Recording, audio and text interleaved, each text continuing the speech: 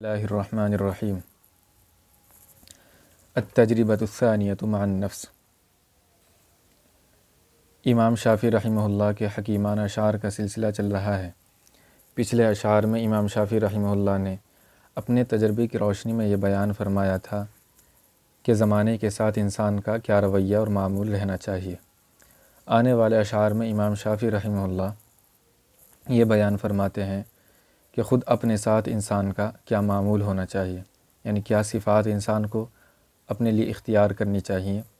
کیا عادات اپنے لیے بنانی چاہیے۔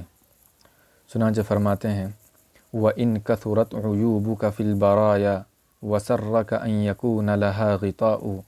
تَسَتَّرْ بِالسَّخَاءِ فَكُلُّ عَيْبٍ يُغَطِّيهِ كَمَا قِيلَ السَّخَاءُ۔ فرماتے ہیں وَإِن كَثُرَتْ عُيُوبُكَ فِي الْبَرَايَا، اگر لوگوں میں تمہارے عیوب کثرت کے ساتھ عیاں ہو جائیں،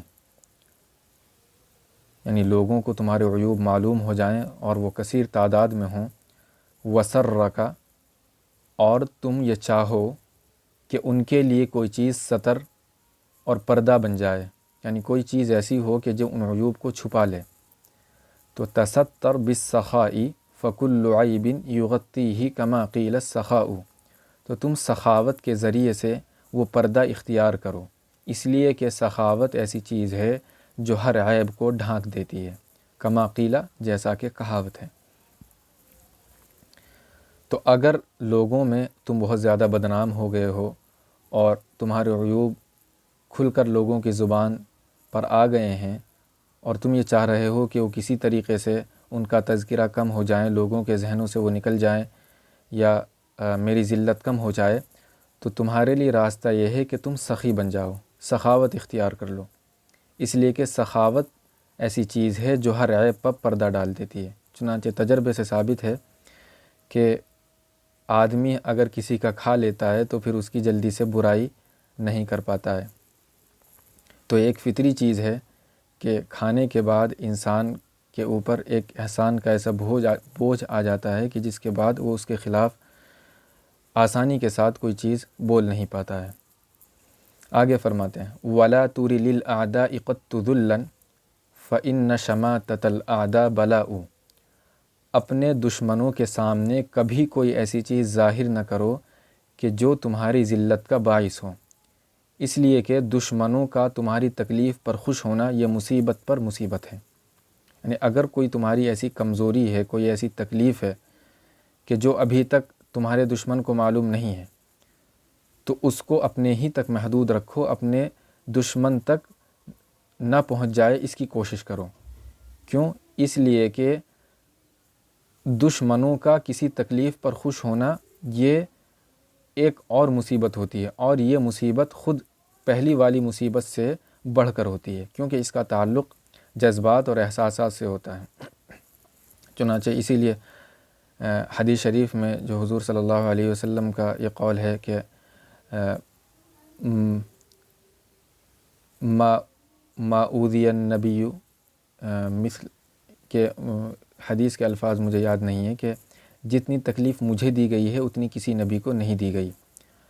ما اوذی النبی مثل ما اوذیت، اس طرح کے الفاظ ہیں۔ تو اس کی وجہ بعض علماء کرام نے یہی بیان فرمائی ہے کہ یہاں جو تکلیف کی شدت ہے وہ کیفیت کے اعتبار سے ہے، اور وہ کیفیت کی جو مقدار بڑھی ہوئی ہے وہ اس وجہ سے کہ حضور صلی اللہ علیہ وسلم حساس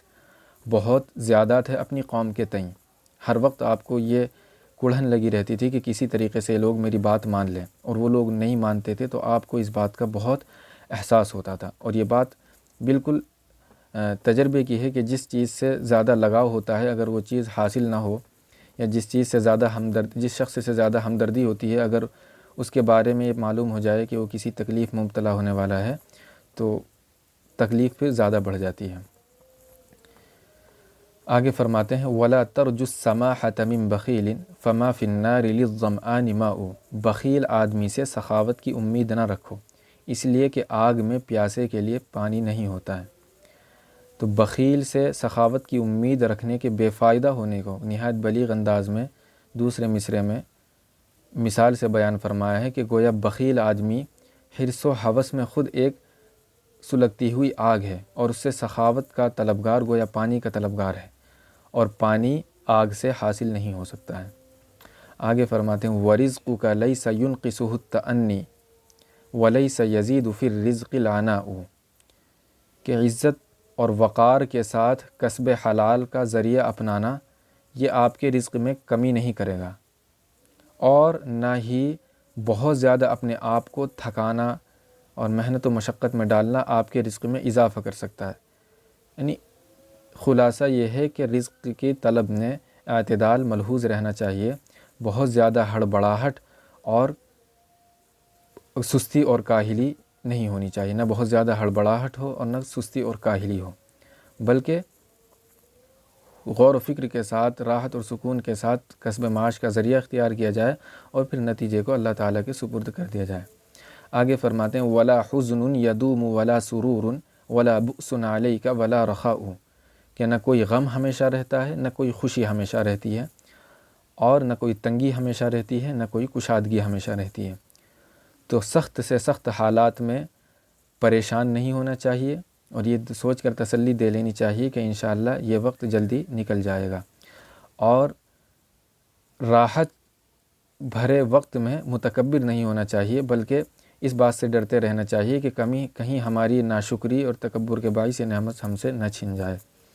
آگے فرماتے ہیں اذا ما كنت ذا قلب قنوع فانت ومالك الدنيا سواء، کہ اگر تم قناعت پسند دل کے مالک ہو تو تم اور تمام دنیا کا مالک، یعنی دنیا کی تمام چیزیں جس کے پاس اسباب و سامان اکٹھا ہوں وہ اور تم برابر ہیں، اس معنی کر کے تمام چیزیں اس کو مہیا ہونے کی وجہ سے اب اس کو کسی تیسری چیز کی خواہش نہیں ہے، اور آپ قناعت پسند ہونے کی وجہ سے بھی